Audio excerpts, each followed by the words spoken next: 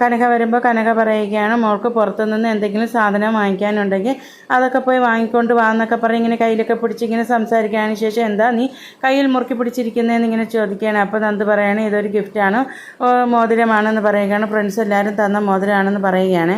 കനക ചോദിക്കുകയാണ് ഇത് സ്വർണ്ണമാണോ മോളെ എന്ന്. അപ്പോൾ നന്ദു പറയുകയാണ് സ്വർണ്ണമാണെന്ന്.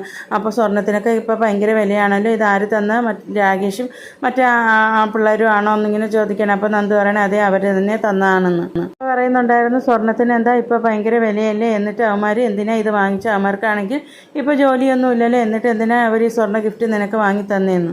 നന്ദൂരുടെ അടുത്ത് കയ്യിലൊക്കെ ഇട്ട് നോക്കാൻ കനക പറയുകയാണ്. കയ്യിലിട്ടൊക്കെ നോക്കാൻ പറഞ്ഞിട്ട് കനയ്ക്ക് ഇഷ്ടപ്പെടുകയാണ്. അതിനുശേഷം കനയ്ക്ക് എന്തോ ഒരു സംശയമുണ്ട്. കനക ചോദിക്കുകയാണ് മോളിപ്പോൾ അനിയനെയൊക്കെ കാണുന്നുണ്ടോ എന്ന്. പോയതിന് ശേഷമാണ് കനക വീണ്ടും വന്ന് ചോദിക്കുകയാണ് മോളിപ്പോൾ അനിയെ കാണുന്നുണ്ടോ എന്ന്. അത് പറയുകയില്ല ഞാൻ ഇപ്പോൾ അനിയെ കാണുന്നില്ല എന്ന് പറയുകയാണ്. അപ്പോൾ കനക പറയുകയാണ് അനി ഇതുപോലെ ഗിഫ്റ്റൊക്കെ ആയിട്ട് വരും, മോളത് വാങ്ങിക്കരുത് എന്നാണ് കനക പറയുന്നത്.